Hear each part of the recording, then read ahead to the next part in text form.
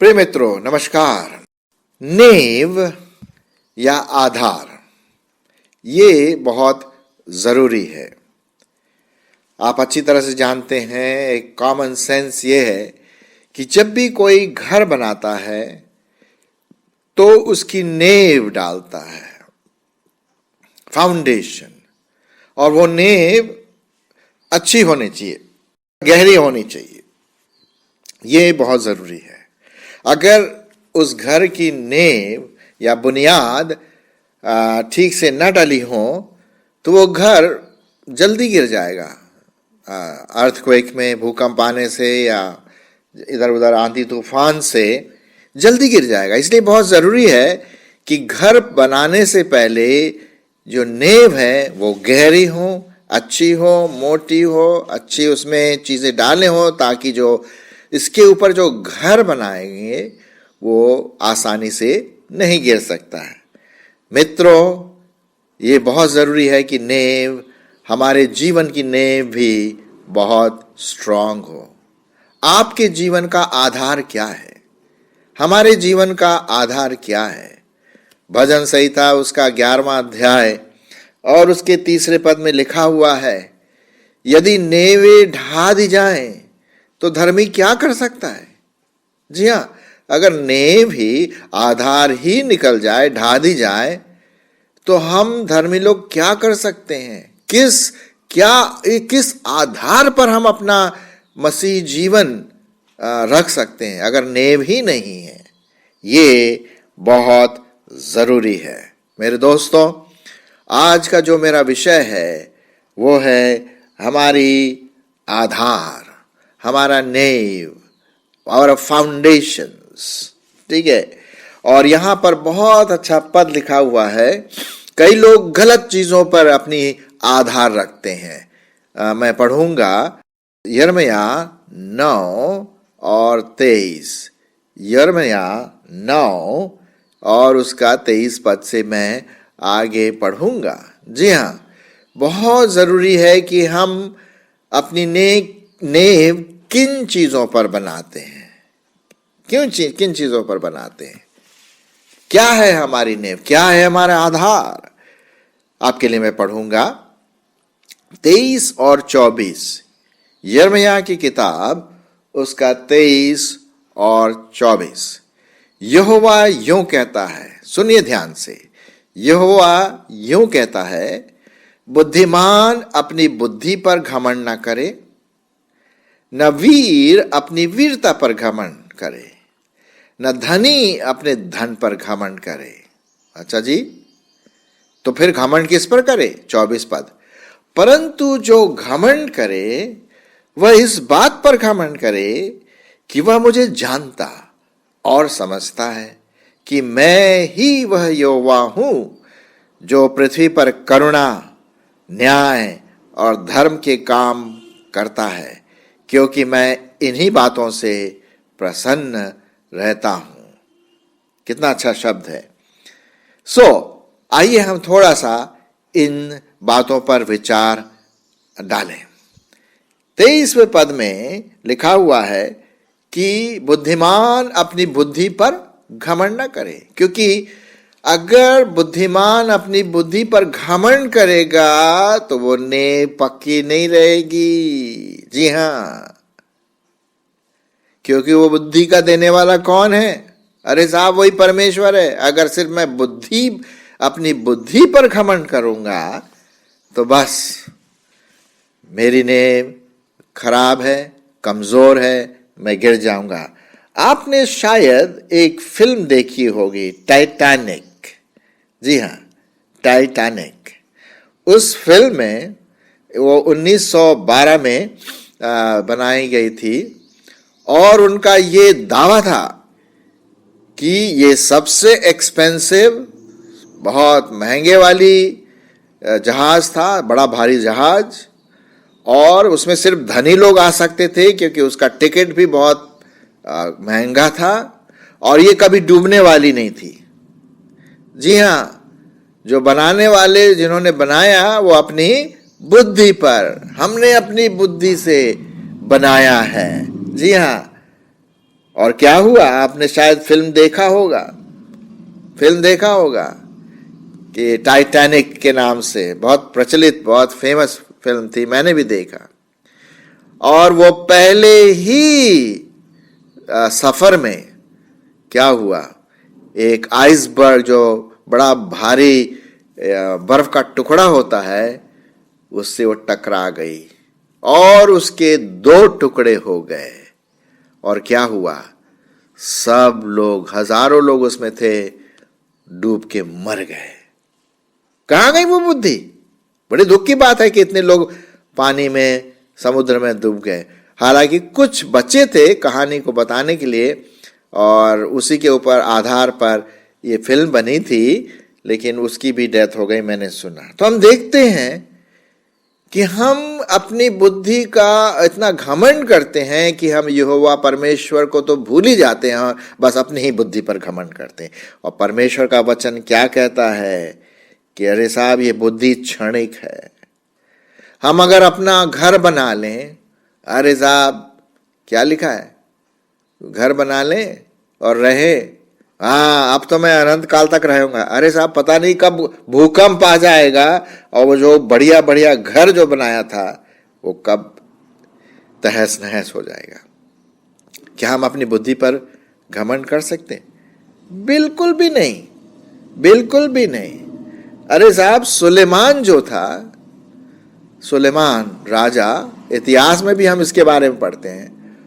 सुलेमान जो राजा बहुत बुद्धिमान था, लेकिन वो अपने बुद्धि पर ही लगा रहा, और उसने बहुत अच्छा एक चीज लिखी जो मैं आपके लिए पढ़ना मांगता हूं, और वो है सबोपदेशक, उसका 2 अध्याय और उसका 1 से 11। सुनिए, क्योंकि ये बुद्धि पर बड़ा विश्वास करता था, लेकिन उसने क्या कहा, बहुत इंटरेस्टिंग बात कही।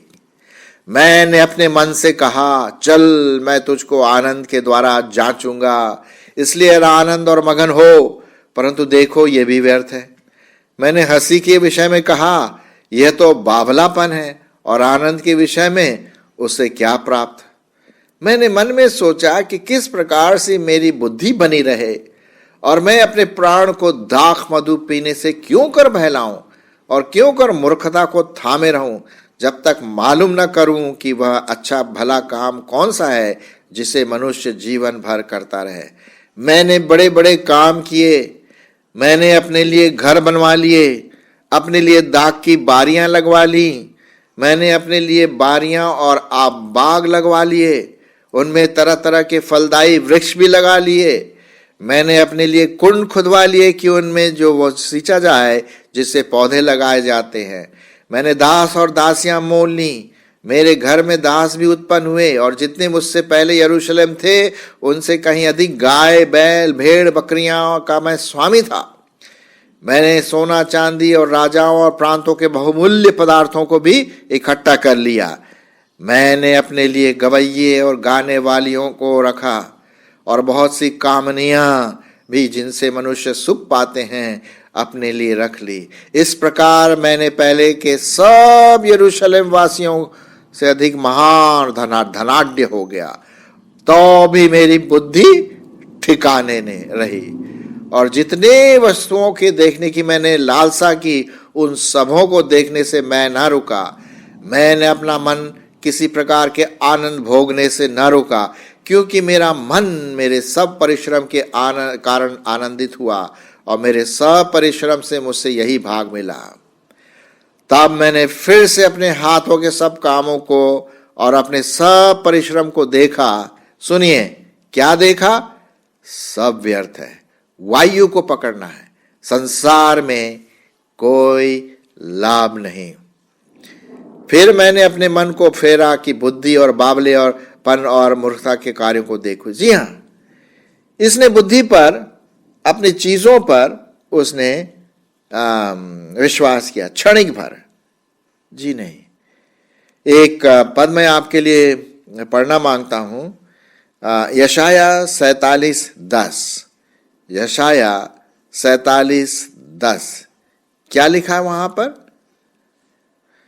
तूने अपनी दुष्टता पर भरोसा रखा, तूने कहा मुझे कोई नहीं देखता, तेरी बुद्धि और ज्ञान ने तुझे बहका दिया। तूने अपने मन में कहा मैं ही हूं, मेरे सिवाय कोई दूसरा नहीं है। अरे साहब, मेरे दोस्तों, बुद्धि पर भरोसा ना करिए। संसारिक ज्ञान जो नीचे का है ये थोड़े समय का है। याकूब की पत्री और उसका 3 अध्याय 15 पद, याकूब 3 अध्याय 15 पद, क्या लिखा हुआ है? यहां पर लिखा है कि यह ज्ञान वह नहीं जो ऊपर से आता है, वरन संसारिक, शारीरिक और शैतानिक है। इसलिए कि जहां डाह और विरोध होता है और बखेड़ा और हर प्रकार का दुष्कर्म भी होता है। मेरे प्रियो, जो ज्ञान ऊपर से आता है वो परमेश्वर का ज्ञान है, लेकिन जो मनुष्य अपनी बुद्धि का इस्तेमाल करके कहता है कि मैं ही सब कुछ हूं, मेरी बुद्धि सब कुछ है, तो अभी मैंने आपके सामने रखा, कोई फायदा नहीं, कोई आधार नहीं। ये बुद्धि जाती चली जाएगी, मर जाएगा। ये आधार क्षणिक है, गिर जाएगा। आइए हम वापस चलेंगे यिर्मयाह की किताब और उसका 9वां अध्याय, वापस उसकी ओर देखेंगे कि और क्या क्या बातें यहाँ पर लिखी हुई हैं। तो बुद्धिमान अपनी बुद्धि पर घमंड न करे। फिर उसके बाद लिखा हुआ है, न वीर अपनी वीरता पर घमंड करे। हम में से दूसरी बात, अपनी शक्ति पर, शक्तिमान अपनी शक्ति पर घमंड ना करे। जी हाँ, कुछ लोग सोचते ना कि अरे साहब मैं ये हूं, मैं वो हूं, मैं ये कर सकता हूं, वो कर सकता हूं, मैं बहुत सुंदर हूं, मैं बहुत हैंडसम हूं। कोई फायदा नहीं। ये सब जो आधार जिस पर हम अपने जीवन बनाते हैं ना, वो कोई फायदा नहीं, क्योंकि ये आधार आधारहीन है। ये नींव कमजोर है, ये टूट जाएगी, इसका कोई आधार नहीं है। माइकल जैक्सन, जिसके बारे में लोग उसकी म्यूजिक सुन सुन करके वो होते थे, मालूम है वो क्या होता था? उसने ड्रग लेकर के, ड्रग उसका आधार था, और वो ड्रग, ओवरडोज ऑफ ड्रग दे करके वो लेकर के मर गया। विश्व सुंदरी, ये सब क्या है? अपने आप को, अपनी वीरता पर, अपनी सुंदरता पर, अपने शरीर पर घमंड करना, ये सब थोड़े समय का है मेरे दोस्तों। हमारा ये जो लिखा हुआ है, पहला पत्रस 1:24 में आपके लिए पढ़ूंगा। पहला पत्रस 1:24, क्या लिखा है वहां पर? क्योंकि हर प्राणी क्या है? घास के समान है। हम क्या घमंड करें अपनी वीरता पर? घास है हम, घास, सवेरे हरी है, शाम को खत्म।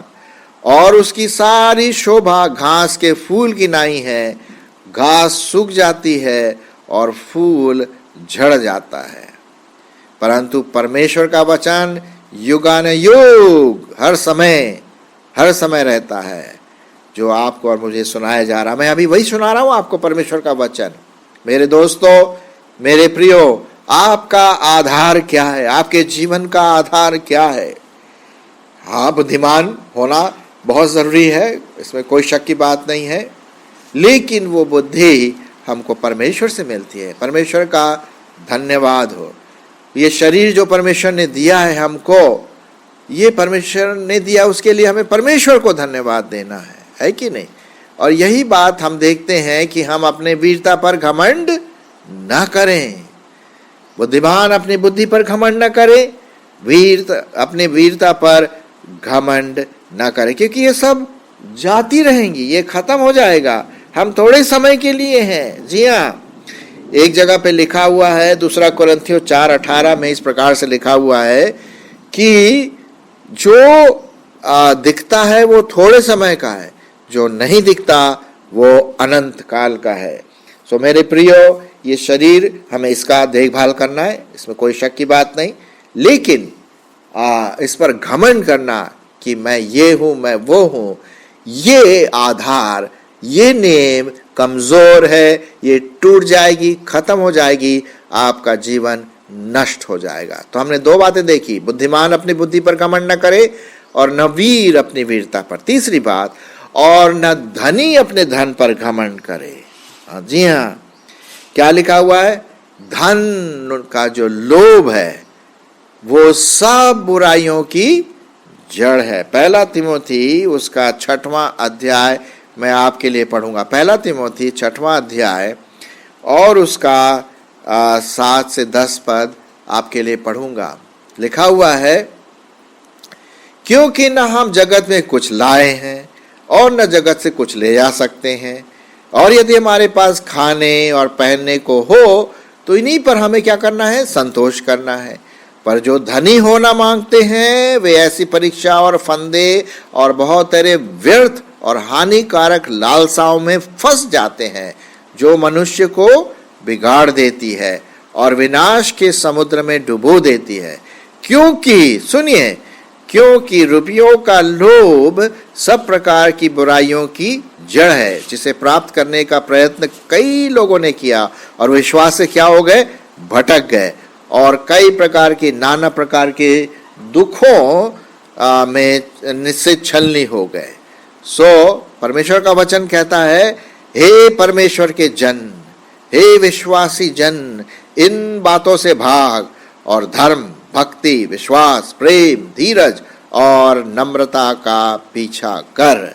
तो हम देखते हैं कि हमें परमेश्वर का वचन साफ कहता है कि धन को भी हम आधार नहीं मान सकते। धन में कीड़ा लग सकता है। मेरे पास रखा हुआ था 10 रुपया, 1 साल के बाद जब निकाला तो उसके 2 भाग हो गए, क्योंकि व्हाइट एंड जो दीमक है वो खा लिया। और इसीलिए परमेश्वर का वचन कहता है कि सब रुपयों का लोभ सब बुराइयों की जड़ है। यीशु मसीह ने एक कहानी बताई कि एक मनुष्य था, उसने सब अपने घर में खूब इकट्ठा कर लिया, चीज़ों को इकट्ठा कर लिया और कहा भैया खा पी और मज़े से रहे। तब परमेश्वर का वचन कहता है, अरे ओ मूर्ख, अगर ये आज तुझसे ले लिया जाए तो ये किसका होगा? हम देखते हैं कि हमारे प्राण अगर प्रभु ने ले लिया तो ये सब किसका हो जाएगा? कौन इसका इस्तेमाल कर? हम तो नहीं कर पाएंगे।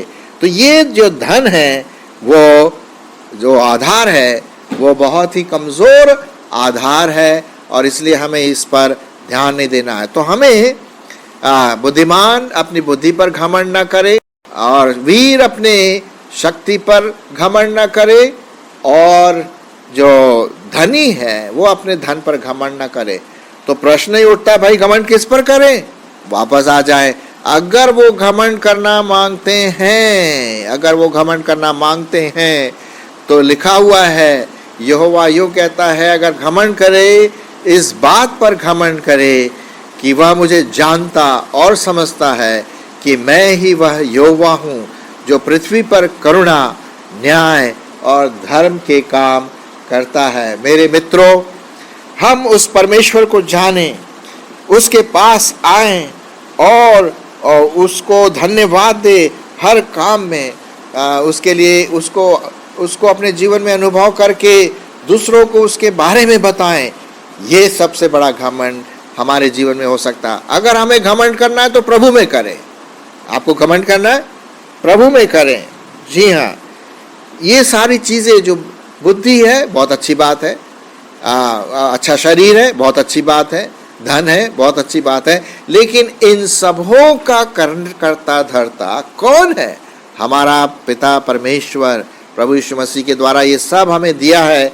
इसलिए हमें उस परमेश्वर पर घमंड करना जिसने ये सब दिया, उसका धन्यवाद करना, उसकी आराधना करना। और लिखा हुआ है कि हम क्या करें? अगर धनवान बनना है ना, तो लिखा हुआ है धनवान बनने के लिए साहब अच्छे कामों में धनवान बन जाइए। 6, 18 और 19 में लिखा हुआ, पहला तिमोथी 6, 18, 19 में क्या लिखा है? धनवान अगर बनना है तो अच्छे कामों में धनवान बने। लिखा हुआ है, इस संसार के धनवानों को आज्ञा दे कि वह भी अभिमानी न हो और चंचल धन पर आशा न रखे, परंतु परमेश्वर पर, जो हमारे सुख के लिए सब कुछ बहुतायत से देता है, और भलाई करें और भले कामों में क्या हो? धनी बने, और उधार और सहायता देने में तत्पर हो, और आगे के लिए एक अच्छी नींव डाल कर रखें कि सत्य जीवन को वश में कर लें। परमेश्वर आपकी इसमें अगुवाई करे कि आप भले कामों में धनी बने। परमेश्वर का धन्यवाद हो। आमीन।